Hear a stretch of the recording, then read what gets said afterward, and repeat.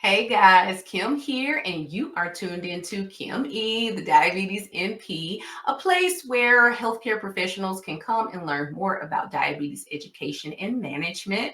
We are in December, and we have been talking through, and unpacking what patient provider engagement is. I like to use the term patient provider because when I hear or I see patient engagement, it always talks about what the patient needs to do, but it never talks about our responsibility in all of this. So it is an interdependent relationship. So I prefer to say, and I do challenge you to think about using the patient provider engagement phrase instead of just patient engagement, right? And so we've talked about what it is, why we should pay attention to it. I even got into the weeds a little bit with using terms like culturally responsive and culturally competent. I prefer responsive because it's actionable.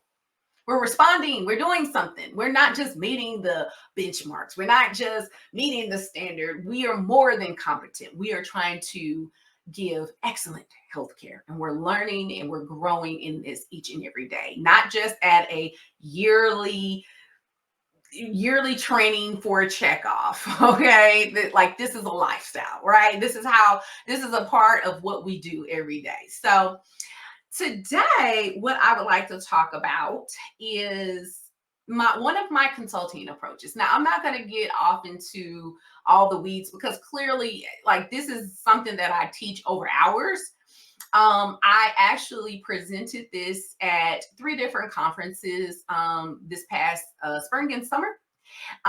One of them was the Association for Diabetes Care and Education Specialists, and very honored to be able to speak and to talk about my original work and how it's going, and being able to, spread it around. So see if anyone else could get any use out of it. And so what that is the diaspora approach. Now, the diaspora approach is a practical provider and patient engagement approach for delivering diabetes care to the Black community across the African diaspora. Okay, that's where I get the word diaspora. Okay, this approach gives you actionable steps and techniques that can lead to increased engagement in Black patients with diabetes.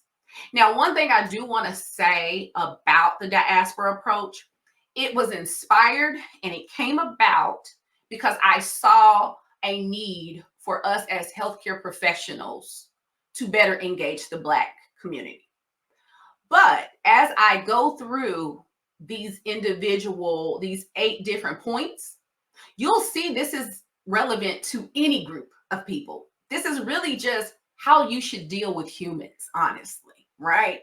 So yes, it was inspired by the Black community, but this is an approach that is applicable to anyone, okay? To any group, any cultural group, any human being living and breathing up on this here earth, okay?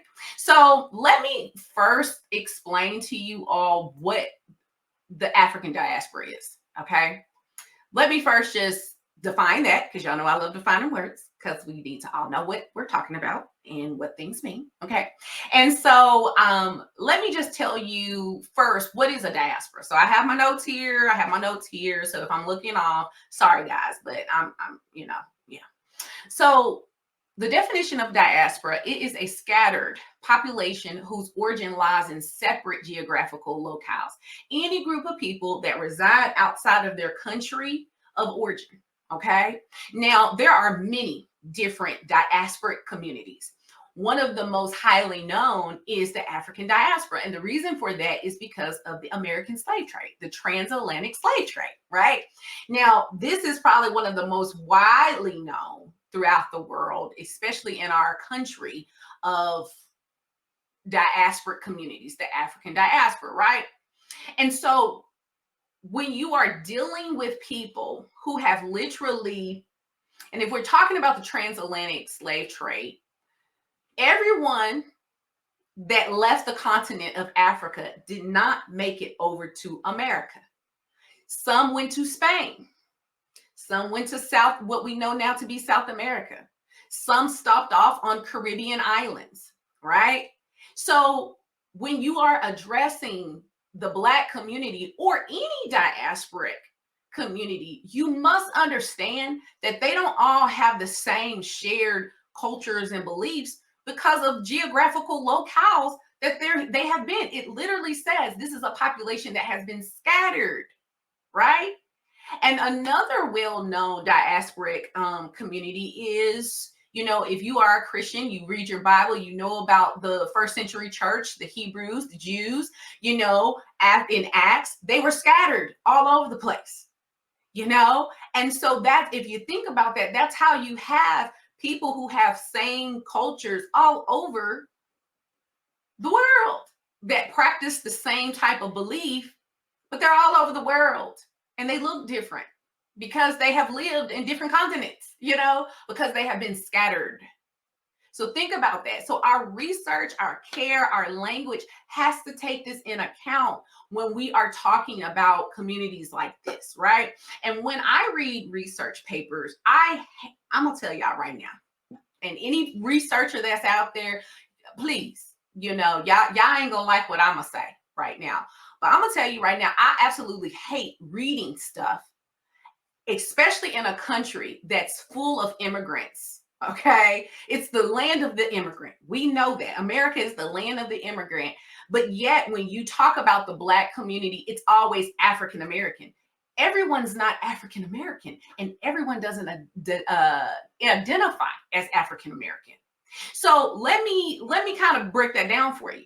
The Black community is one of the most widely known diaspora communities. We've already talked about that. But within this community, there's a whole bunch of ethnic and cultural influences that come from all over the world. So I'm going to list off for you. This is including, but not limited to. These are kind of like your high level categories, of the different pockets of Black communities. And I'm using Black communities as an example, but just think about, this could be any diaspora community. But with the African diaspora, you have your African influence. These are people that have from the continent Africa. You then have your African American influence, and these would be people who are described as descendants of the transatlantic slave trade. That's me. I am African American.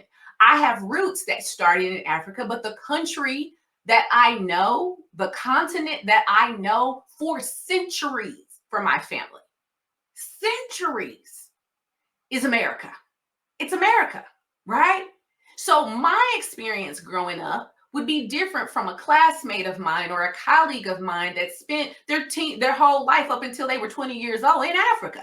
That's two different influences, two different experiences. So you have your African, you have your African American, then you have your Afro-Caribbean. So this is your Caribbean influence, your West Indian, your Antillians. So this would be, a Jamaican.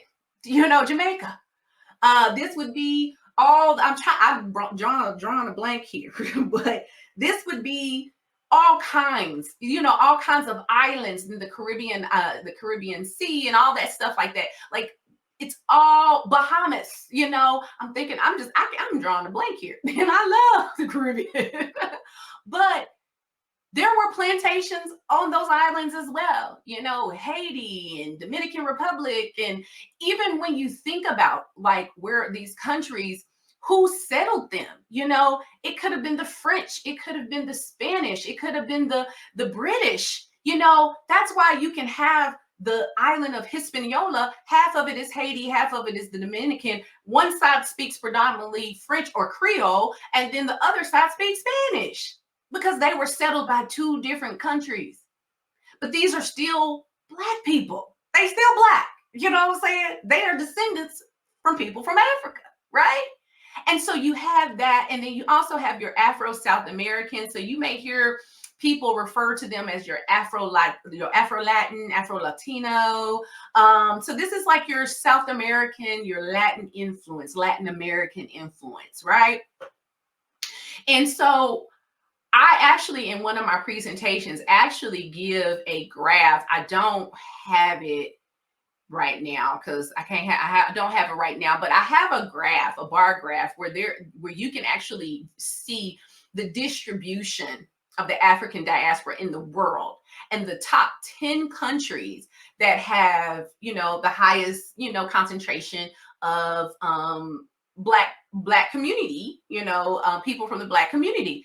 And surprise, surprise, the United States is not is not number one. It's actually Brazil. Brazil has almost 10 million more, people that are considered a part of the African diaspora than the United States. And the United States is number two, but you also have Brazil. United States is number two. Then you have number three is Haiti, Dominican Republic, Colombia, France, Venezuela, Jamaica, United Kingdom, and then Mexico. Like, look at that. And that is what diaspora is. It's a scattering all over the world. Okay.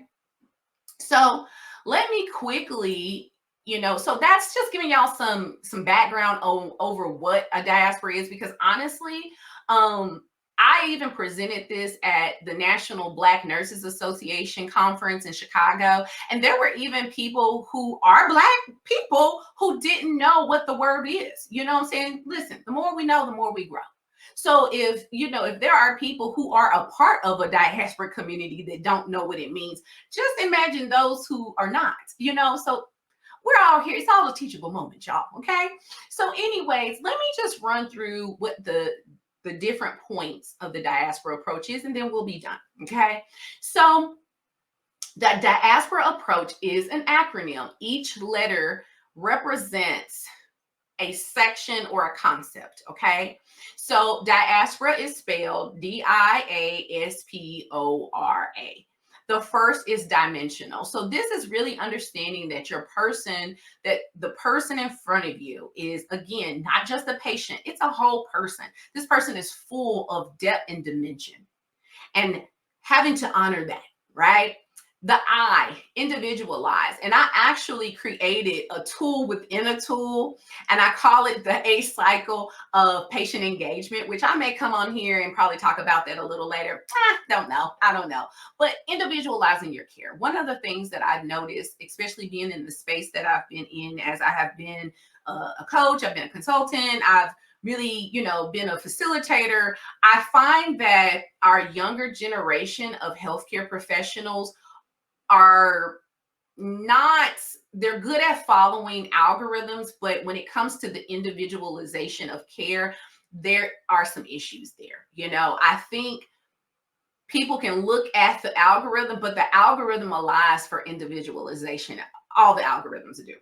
Like, I've never seen an algorithm that is not like, don't use your clinical judgment, because they realize that this is your guide, but you may have a clinical picture in front of you that you may have to deviate a little bit. And that's okay. We leave room for that. But this is just your baseline, right?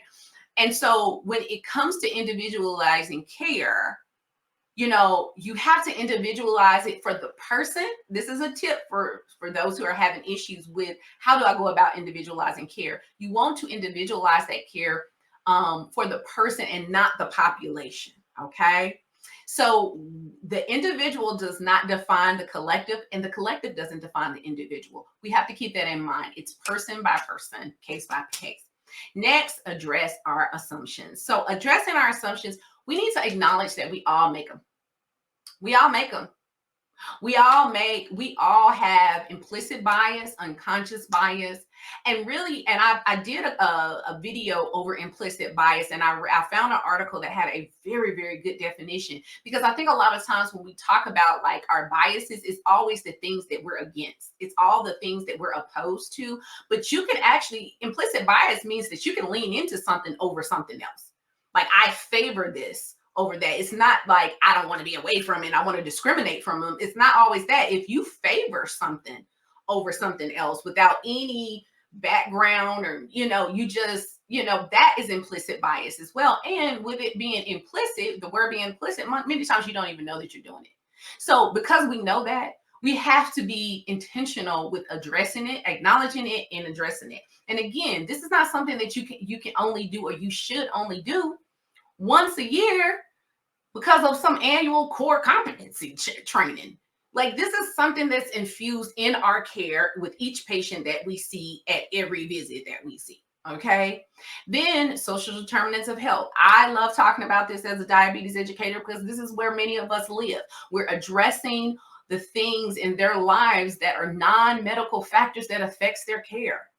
And I even have a slide on one of my presentations that says that it can account for up to like 70% of an influence on someone's care. So these are the things like psychosocial, economic, things like that are not medical factors, but they influence the patient, right? They influence the patient.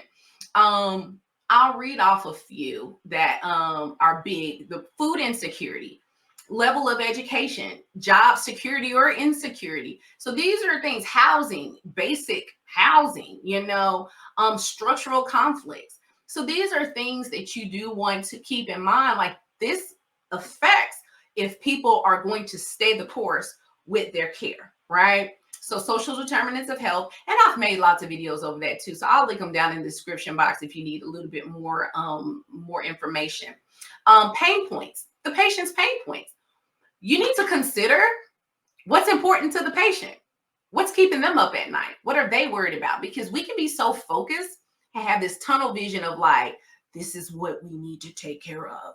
I need to get you to this goal. But meanwhile, the patient's over here scared to go to sleep at night or scared to give themselves insulin at night because they feel like they're going to bottom themselves out.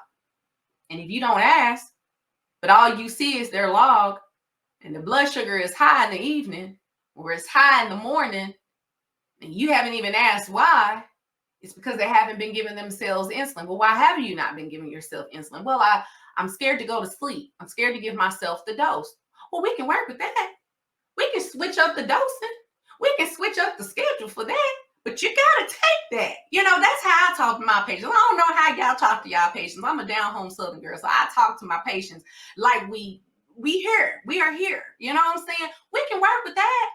I can fix that, but you got to tell me that. But that's that patient's pain point. And in turn, by doing and addressing the pain point, that is going to get you to your ultimate goal as the clinician. Okay? Got to think outside the box, y'all. The O of diaspora, open conversation.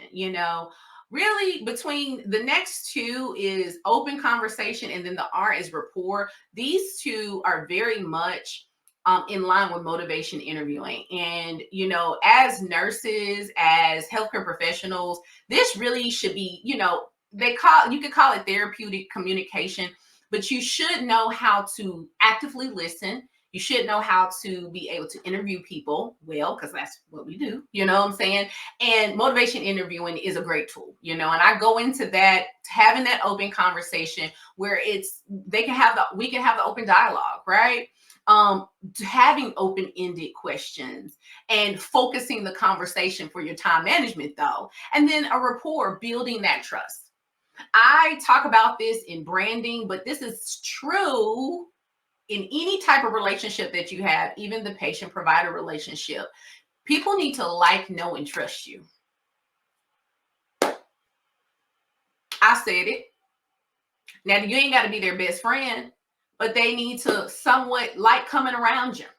They need to know and trust that you're going to do the right thing and that you know what to do. Okay? That's how you keep people coming back. That means you have to be personable. That means you have to be nice. That means you have to look people in the eyes and remember that they told you that their grandchild came in and spent the summer with them, and and remember that they said they were starting a garden, an above ground garden. It's that type of stuff. That's how you build rapport with people. You take an interest in people, right? And then lastly, avoiding dismissal. I actually did a very small, just on my own, nobody told me to do this, but I did a very small just like questionnaire survey, and I surveyed minority patients, and then I also surveyed minority providers. And by and large, the common theme that resonated was that many people felt like they were being dismissed by their healthcare team, that they would come in and tell their healthcare team, this is what I'm feeling, but then basically in essence they were being told, that's not what you're feeling, this is actually what's going on with you. And again, that breaks that rapport. That breaks that trust that you know what you're doing. No, you want me to do what you want me to do. And again, we are not in the business of telling grown people what to do. Okay. I don't want dominance. I don't want to be an authoritarian or a dictator. I want to be a collaborator, because that's how you get better results.